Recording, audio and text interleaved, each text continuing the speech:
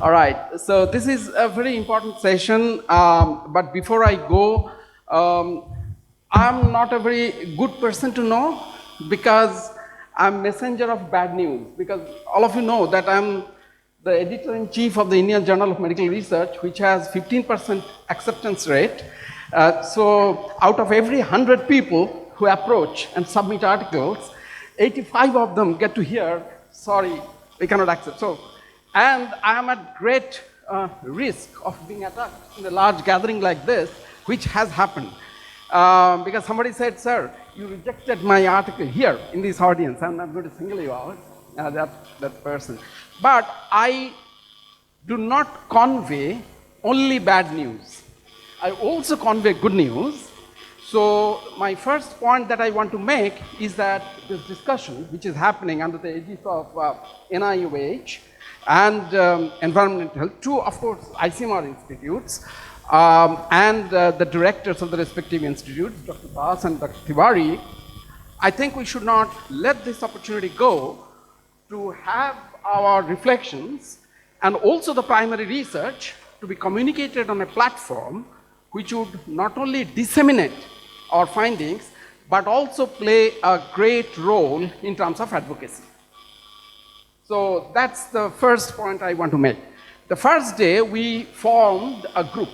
We got to know each other, we listened to the presentations. And as the group dynamics goes, the next stage that happens, which happened last night, is norming. So we got to know, okay, how should we interact or behave with each other? And the third stage of a group dynamics is storming.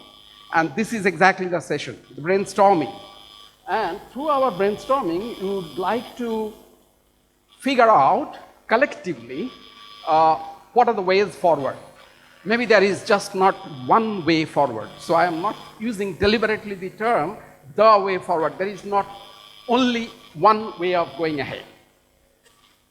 So I would, in the best interest of time, I would request the panelists, you know all of them, so I'm not going to spend time to introduce each one of them separately.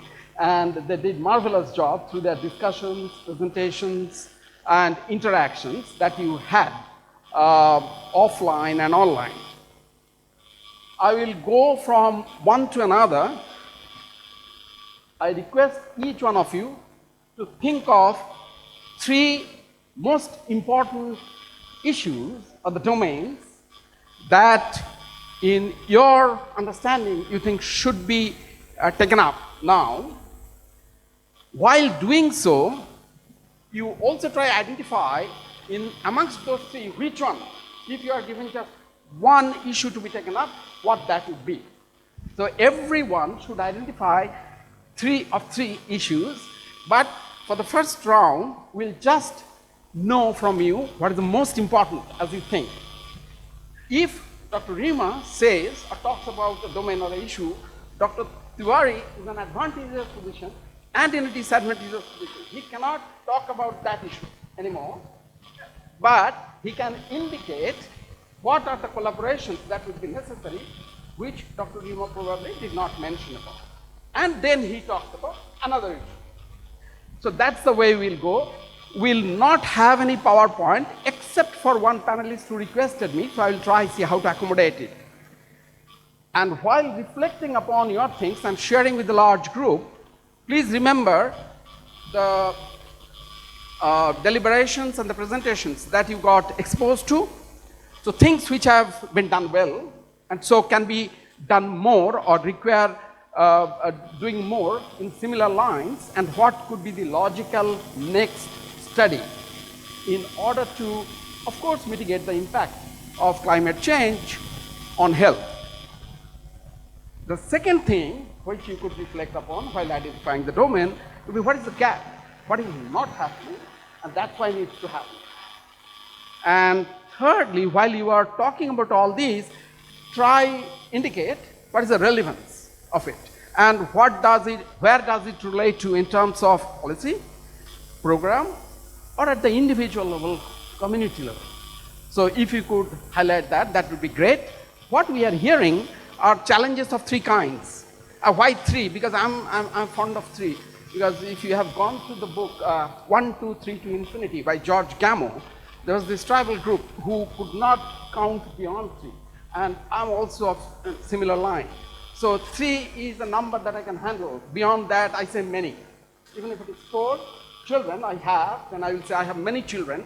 And the guy who has 12 children would say many children I have. So we'll sort of focus on 3.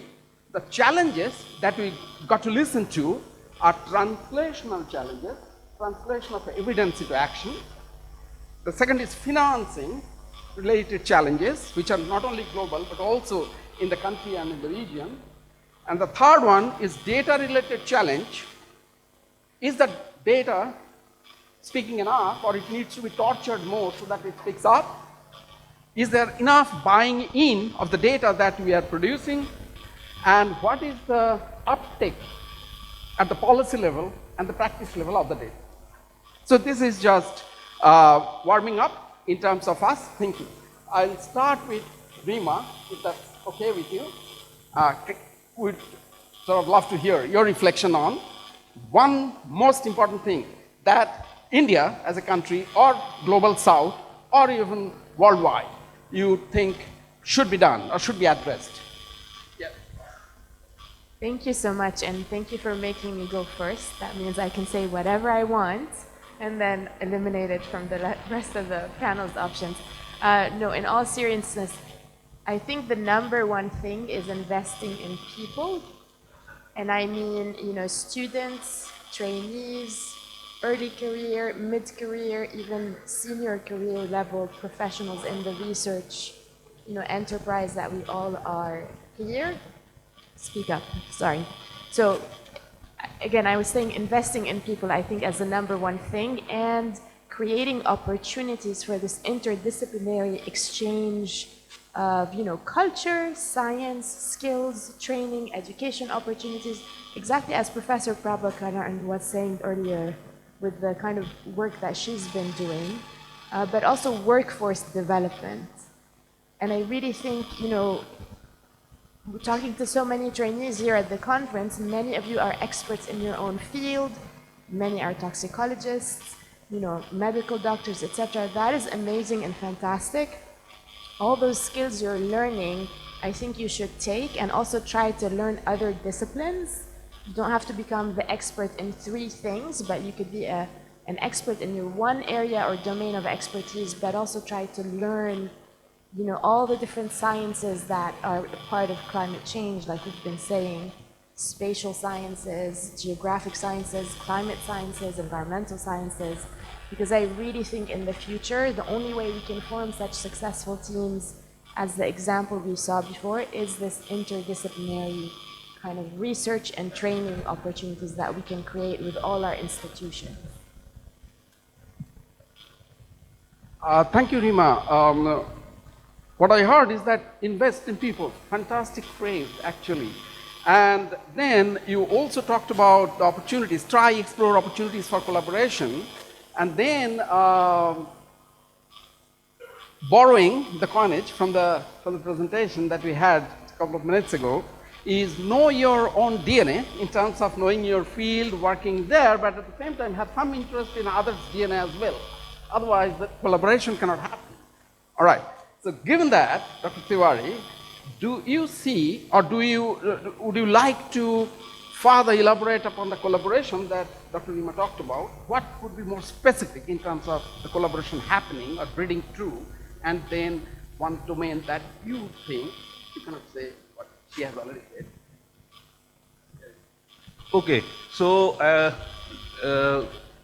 though the conference was on occupational and environmental health, but the discussion for the panel is on occupational health only. So I want that because we are an agrarian society, we have large population or large workforce working in agriculture, and maybe second or third is construction. So the heat adaptation plan for these unorganized group of workers is one area which need to be addressed, because we have HAPs largely, and many places in the organized sector this is being implemented to certain extent. But then this large group, is facing the wrath of climate change and disruptions because of consequences of climate change, how to address that, that should be challenge for occupational health per se. Regarding the collaboration, I totally agree with Dr. Rima that collaboration is needed, but then if you see current status of collaboration, again it is not that wide.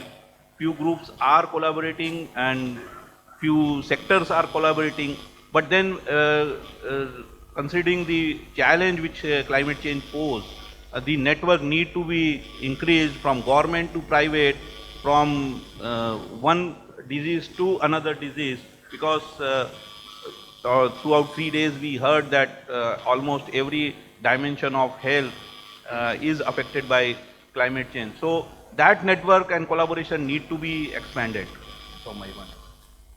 Thank you, Dr. Tiwari. And Dr. Tiwari particularly used the term unorganized sector, and that brought me back to the time of HIV, when sex work was not considered as an occupation, and then the rights of the sex workers got established.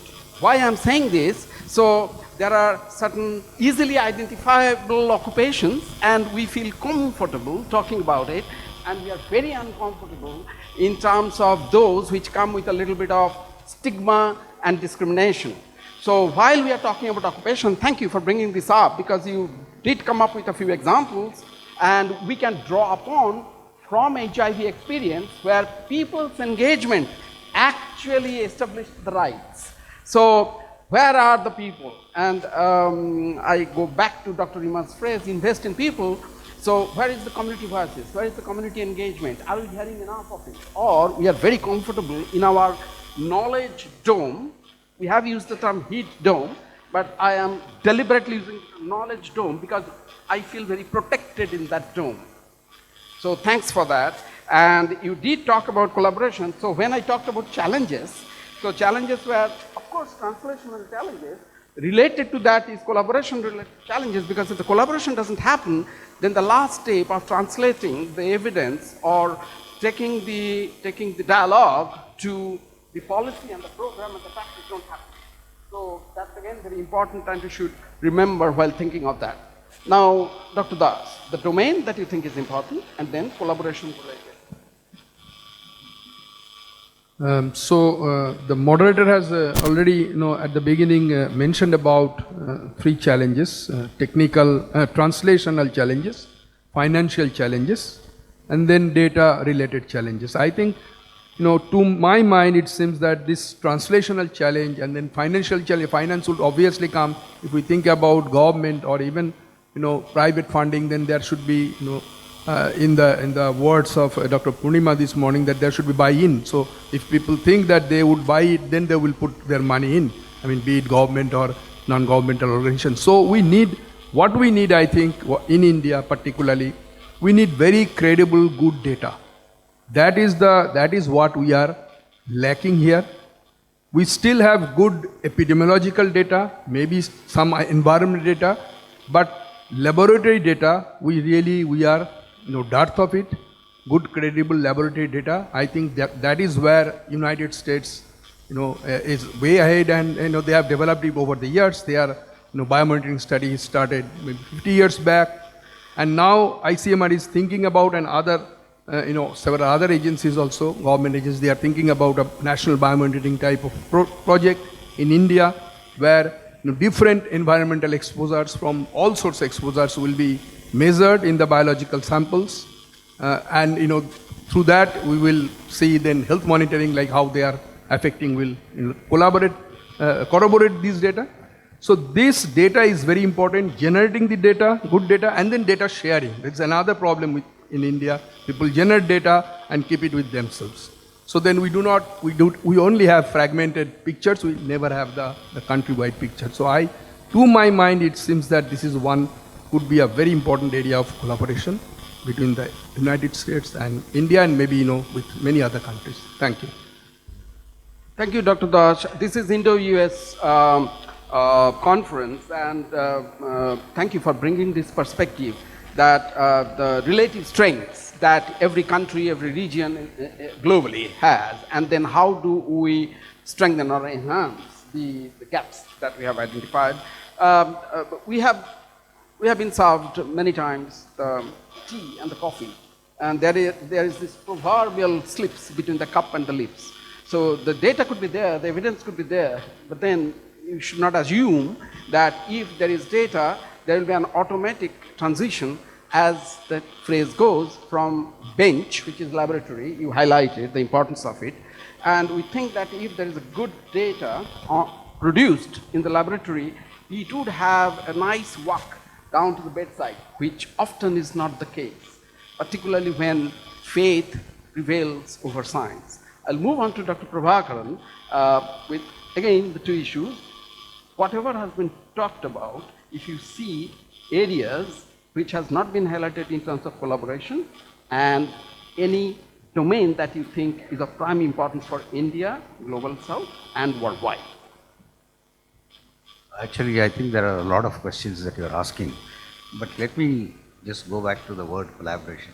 You know, collaboration is actually a bad word because it started in the Second World War or the First World War when enemies collaborated with each other. So that's how it started. So when I do collaborations, what most people do when they talk of collaboration, they collaborate with friends, like-minded people. But I think you should collaborate with somebody who's thinking differently, who's antagonistic to you, so that you see new ideas and you come up with good collaborative ideas. Second is data ownership that we were talking about. The problem is everybody is very possessive of that data.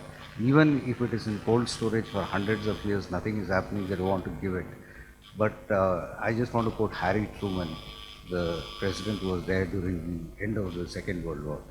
He said, it's unimaginable what can be achieved if you don't ask the question, what is it in for me? So, because it's for common good that we have the data, if we are going to use that data for common good, then we will succeed. The third thing you spoke about, global health.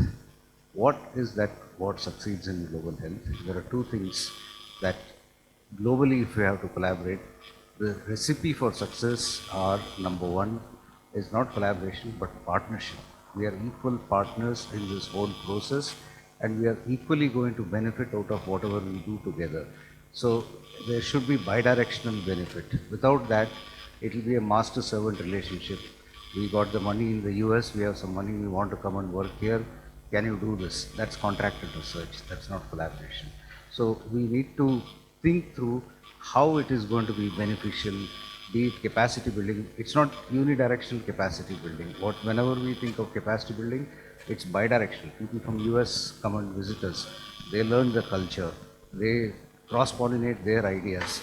They are, more formal as well as informal. We are very hierarchical. So we need to break down some of those cultural norms for us to succeed. So I think it's multidimensional. The word collaboration may be appearing very simple, but there are multidimensional issues which we need to think through.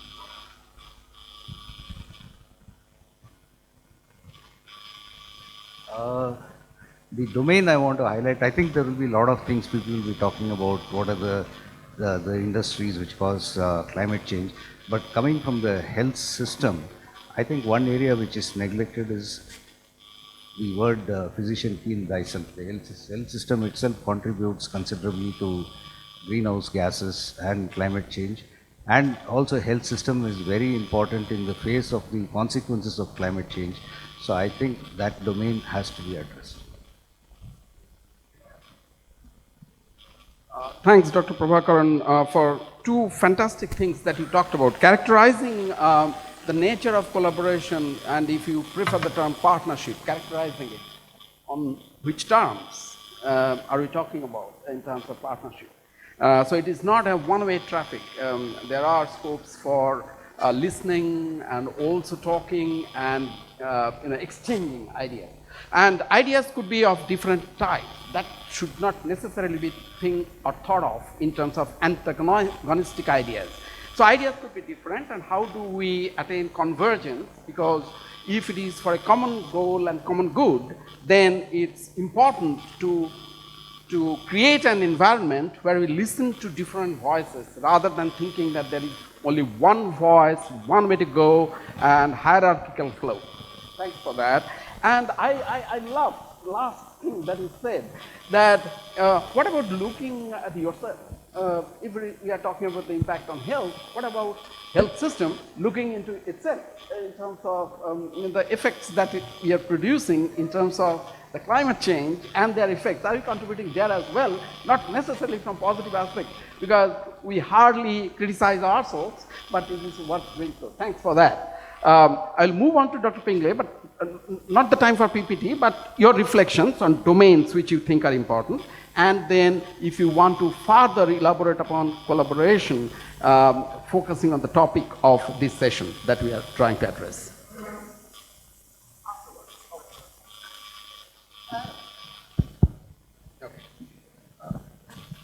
Thank you.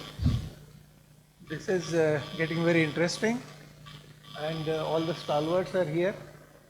I'd like to say something little different, and that is, for whom is all the research? For what purpose are we doing this? Is it for publishing in journals? Is it for presenting in conferences? No.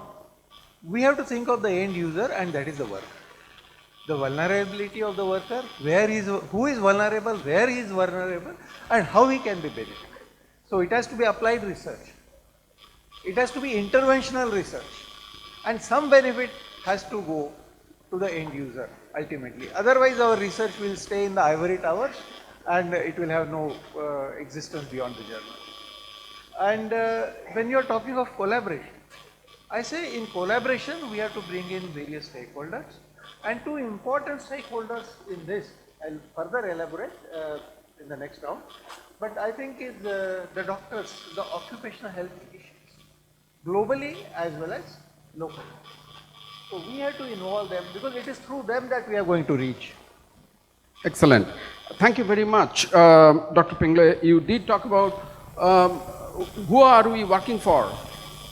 And if I am allowed to take it further, is it for ourselves in terms of having a publication done? Because if we publish, then we flourish in our own job or wherever we are. So are we working for ourselves, number one? Is it for a presentation to be made at the conference?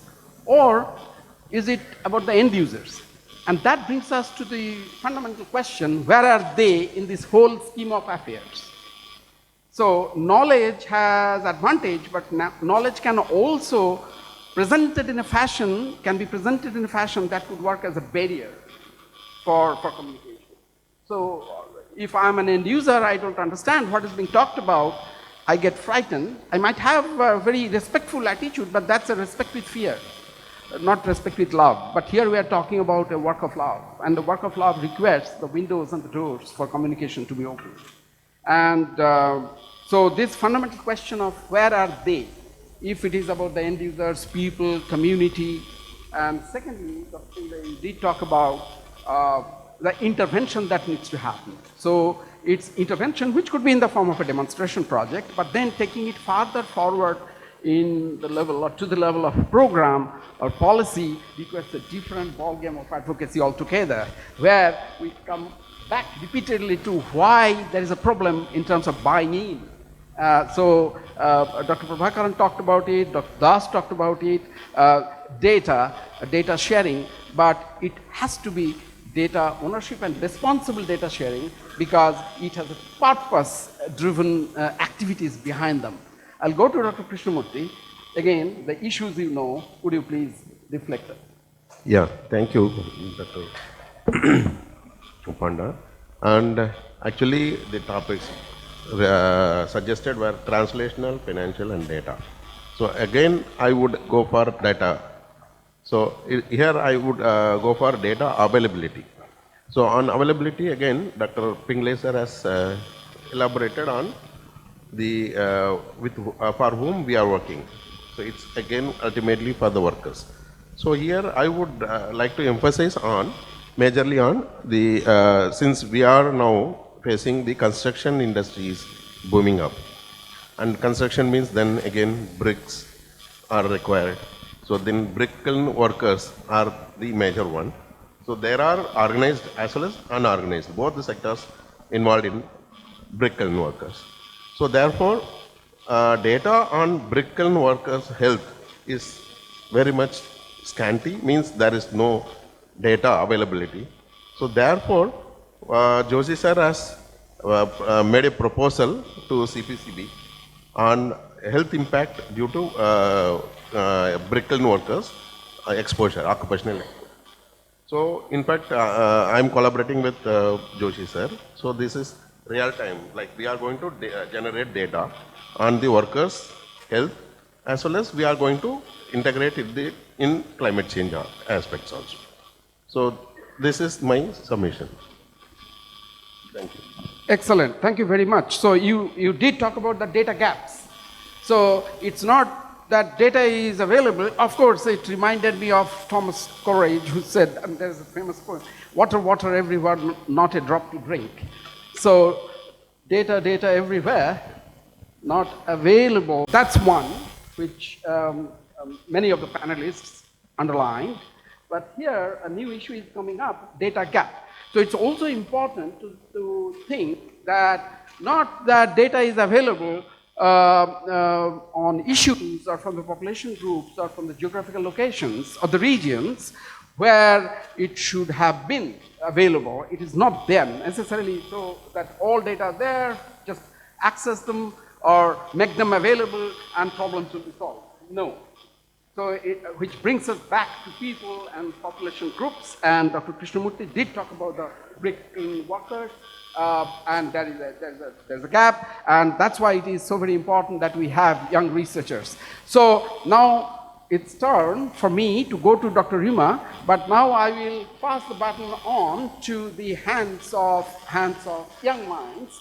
So if any one of you want to ask a question to Dr. Rima in terms of the collaboration or the domain in terms of intervention or implementation related issues, feel free to ask that, but only one question to Dr. Rima. Specifically, if you have something which is boiling in your mind, which is bothering you, or which you have been impressed about, but happening somewhere else, but not in India, and not in Global South.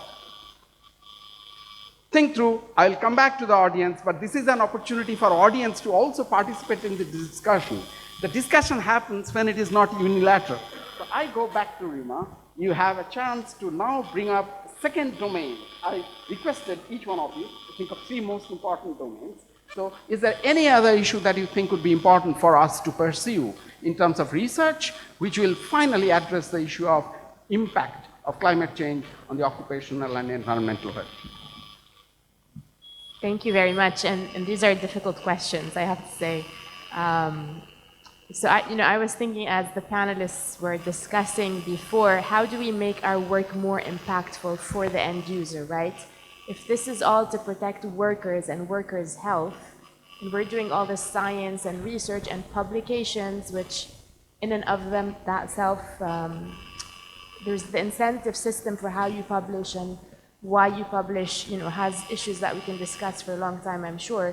But I think fundamentally, if you are trying to talk to workers to protect their health, I think we all have a very shared commonality in life, right? Every worker is someone's brother, someone's sister, someone's mother, someone's father, and we're all worried about our health. You all worry about your relatives, the people you love, your grandparents, your kids, and want a better life and future for everyone, right? So I think a lot of the time when you want to empower kind of the people you're targeting this research to, we could all appeal to our common humanity and our common concerns of why we do this work in the first place. And I think especially in occupational settings, sometimes there's resistance, sometimes this work is seen as you're just adding more burden to my day-to-day life, right? Thank you. And I think that's one common element that we can sort of appeal to. And then the point made earlier, which I really appreciated, is are we co-creating and co-learning together what the solutions should be, or is it this one-way sort of conversation that happens most of the time, unfortunately, where I'm going to come tell you what the solution is and, good luck to you and I will see you later. So I think these are the sort of the nuances with impact and really engaging with the end user that I'd love to highlight. Thank you. Thank you so very much, Rima. Used a phrase, you want to say something? No. So every worker is somebody's, I love that phrase. Every worker is somebody's brother, somebody's sister, somebody's mother. So it's very important for us to think, how do we publish? So publication and disseminate also. So the moment we say publish, we get into that academic mode, because that's my safest zone, right? I have been doing that for years together, so I feel safe. But it's not about safety of us. It's the safety of a larger mass. So if the data is generated, which of course has used public money, so there is a public responsibility as well, how to make that data available not just to the co-creators or the co-learners, but from whom the data has been generated. So it was lovely in terms of empowerment, that's the word you used, and the resistance. So if we perceive a resistance, in order to overcome the resistance, in terms of policy level uptake even, or the program level uptake, empowerment becomes so very necessary. Thank you very much, Dr. Tiwari. The second domain that you think would be important for us to look into. Okay, so last 3 days we are listening a lot about the air pollution, whether it is impacting the change in the climate or climate change is resulting into the deterioration in air quality. We have heard a lot about the temperature, about the vector-borne disease. Another thing, an important constituent of life, that is water. So if you see the role of climate on water quality, water availability, water accessibility, it is immense. And in fact, the sorry state of affairs is that we do not, neither we have data, neither we have collaboration, nor we have enough manpower to work on water and climate related effects. So that is another area which need to be addressed, because in a long go, almost every area is facing a water scarcity. Maybe sources are changing, or availability or delivery of water is changing, and that is not only one dimension, but then it brings along with it the infectious condition, the chemical conditions. So all these are interrelated, and so that is another area which need to be addressed when we see the impacts of climate change. Thank you very much. So, Dr. Tiwari, you highlighted the space of discussion that we had over the last 2 days and today being the third day, where we are storming or brainstorming. Air pollution has disproportionately gained our attention and focus. So what Dr. Tiwari is highlighting, if I understood him correctly, is that some more emphasis needs to be given to water, given its intimate link with the climate-related issues, and then the collaboration there in terms of the quality of the water, availability of it, and its link with the climate change and the effect it could bring on health for the individuals, in the community, and at a larger level. Dr. Das. So, drawing upon my previous comment of good data, quality data generation and data sharing amongst the researchers, and what I'll mention now will have some echo with what Dr. Rima said. So now, this time is the sharing of this data with the stakeholders. So, I mean, we did one exercise with the construction workers. We involved as many stakeholders as possible, like workers' union representatives, NGOs working with them, the Builders Association, State Health Department, Labor Department. So now the data that is generated from them, from the workers, I think it's now, next stage should be to share the data with them, and then get, with them means, it could be other representatives also, like as I just mentioned, who are related to it, who are stakeholders of the issue, and get their second perspective. So this is the data we got, on the ground data. Now what's your perspective, and how do you think that we can change these dynamics? So we can hear from them what they, on this data, what they believe should be done. So this could be the second level of negotiation. which will, I believe, that would engage more people, make them, take them ownership of the action that needs to be taken. And here again, there is scope of collaboration, I believe, because, then we can utilize the experience in other parts of the world who has already done this type of exercise. So how did they, what kind of experience they have, whether they succeed or they, failed. If they failed, what is their, take on this, why there was not enough success, or if there is a success, so what were the keys to success. So I think that there, again, another chance of collaboration comes.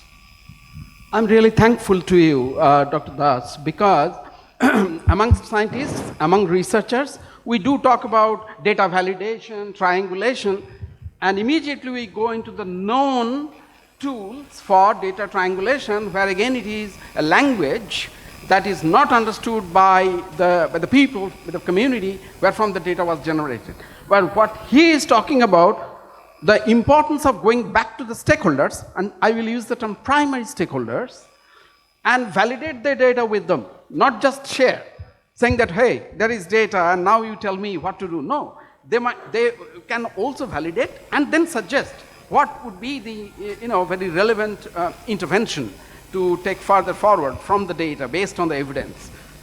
Dr. Prabhakaran, now it's your turn to think of another domain that you think is very, very important at this juncture, which would require not only collaboration, but as a domain needs to be identified, without which we will fall short of what we are. Right. I mean, if you want me to use one word, I think community engagement, which is the stakeholder engagement. I would go one step further than what Dr. Das said. Before that, I was just reflecting on the narrative of interdisciplinary research. I think that itself is a problem, because we have divided the disciplines into multiple disciplines. That clearly shows that the health group is not talking to the environment group. The environment comes up with AQI and mitigation strategies without talking to the health group. So the word interdisciplinary is causing the problem. It should, because climate change and environment transcends the disciplines, and the questions have to be across the board. So the framing of that has to become transdisciplinary. I mean, I'm just digressing, that's beside the point. So in terms of the community engagement, our stakeholder right now is the occupational health workers and the staff and the administration, etc. In this panel, now this panel is talking, what is it called? Preaching to the converted. So we should have had people from the industry, maybe workers, maybe HR personnel, maybe the head honcho or the CEO, actually discussing with us and co-creating methods of how to combat the problems that the workers face in the face of climate change. So we really require to move beyond this academic discussion and co-create and work with the real stakeholders in terms of changing whatever we have. Thank you, Dr. Prabhakaran. Very nicely elaborated upon, Dr. Prabhakaran, the need for looking into, even asking the question of the title of a session and thinking deep, that are we falling into the trap of convenience and comfort, and what is the term that we should use. And he also said that we should talk to each other. The moment we say it is transdisciplinary, and that means there is an acceptance, it's not happening. And so we need to sort of leave our habit of talking to the mobile. We do talk to the mobile these days, rather than talking to persons who are even sitting next to each other, So, and that syndrome is percolating even in our discussions. In terms of, okay, I have shared my data, that's all, that's great. All of us love ourselves first, that's okay. But, well, maybe others have also something which is very important to listen to, and that remains the core of respect and love for each other, where we start listening and exchanging ideas rather than just talking and then moving to the mobile phones, meaning going to our own cocoon of comfort. The second thing that he said, which I'm all for. We did have this conference, actually went very well, Dr. Das, the kudos to you. We had a presentation from an industry and their efforts and the interventions, but there could have been a greater number of representation, and then the workers being part of the whole discussion, where we get to listen from them firsthand rather than thinking we know it best. The same syndrome that parents have about their children. Parents always think we know best, we're adults, right? But we never, we are not ready to listen to the children, but they were probably the best to articulate their own problems. Dr. Pingle, in terms of the domain, what would you think, apart from what you have already highlighted, is the need of the hour or need of the day? I would basically say, since we have been talking of data, why data is not available? Why data is not accessible? Where is the data? So we are talking of public sector, and we have now also started talking of private sector. We know data is basically not available because of insecurity which people have of adverse effects.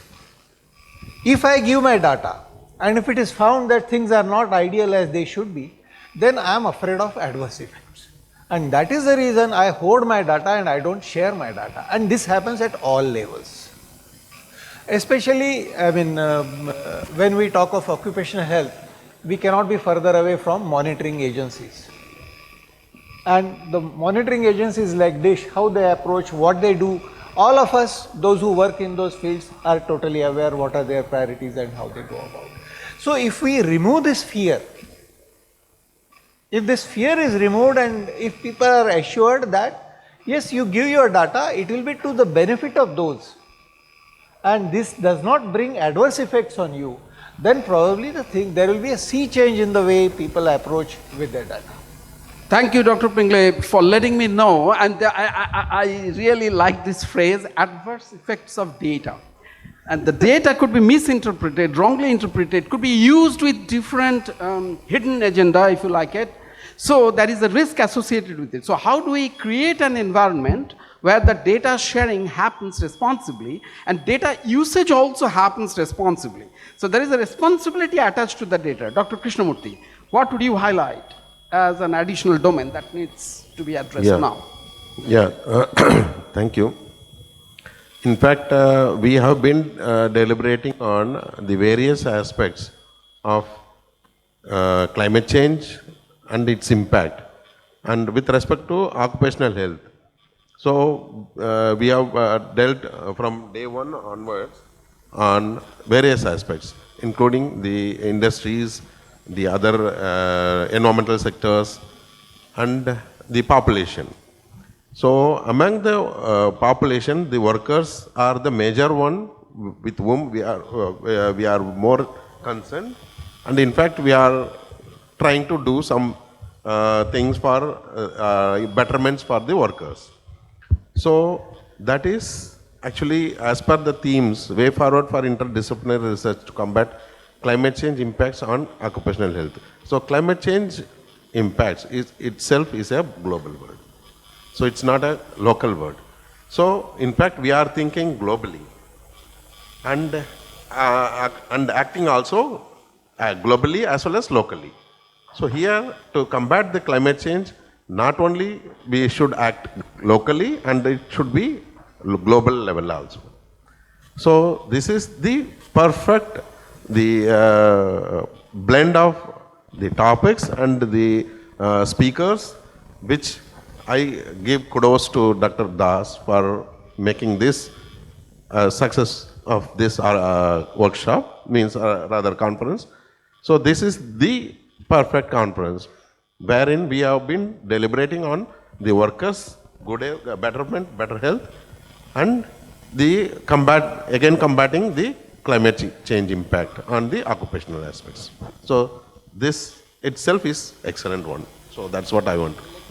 Sure, go ahead, please. I'd just like to add, the cause of climate change is mostly global, that's true. But the effect that we have to deal with is local. So think globally, but act locally. Excellent. Pass on the microphone to Dr. Prabhakaran already has. Any one sentence that you wish to add to the discussion that's going on?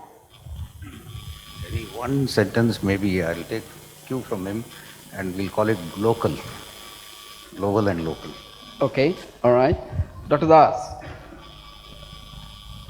No, I agree with that, and particularly I would think that, from a practical point of view, that what Dr. Pingle said, which we have also faced, is that fear of the regulatory agencies. So we should really think we have to find a way to take them on board. They, act like an umpire of a cricket match. It's not they should be also the player of the match. So what could be we have to find a mechanism to make them, have them equal stake on the whole process. Like, we have to maintain the climate and improve the climate, maintain the health. At the same time, the industry productivity should also be maintained, and the worker's job should be retained. So things should be, seen from a global perspective, not just from the climatic perspective. Excellent. A sentence is getting formed, but I won't share that. I will move on to Dr. Tiwari for the last sentence that you think is getting missed out, or a concern that is getting missed out from this discussion. Okay, I must talk about the interdisciplinary research. So, lot can be done on that, but one thing is, as rightly mentioned by Dr. Kalpana yesterday, that looking into exposure as a single window, we have to change our way of research from looking exposure from a single window to exposomics approach. And when we adopt that approach, it itself covers a lot of interdisciplinary research part. So if we slightly change our way of approaching the factors causing the impacts as a result of climate change, that will address this important question of interdisciplinary research. Thank you very much. Rima, is anything falling out of the cup and the lids? Thank you. I really want to say I think we should all just be comfortable being uncomfortable. To your knowledge dome example, I think the only way is to open up your mind to sort of new ideas and really working together is to be uncomfortable with the things you don't know so that you can really kind of cross that border. I think in medicine we focus a lot on like large muscle groups and major organs, but to me it's the connective tissue and the interstitial tissue that really makes it all happen. And the people working in that space are doing very impactful work. Thank you. Thank you very much. It was excellent, the whole discussion. It has brought us to an apt end of this session where the sentence which were taking its own shape, drawing upon each one's thought is that think globally, act locally, and plan appropriately through community engagement where your mind is free of fear and the head is held high with hope and aspirations, respecting the rights of the people and stepping out of your comfort zone to address this uncomfortable situation so that our beautiful planet finally turns out to be again a very comfortable place to live in. Thank you very much.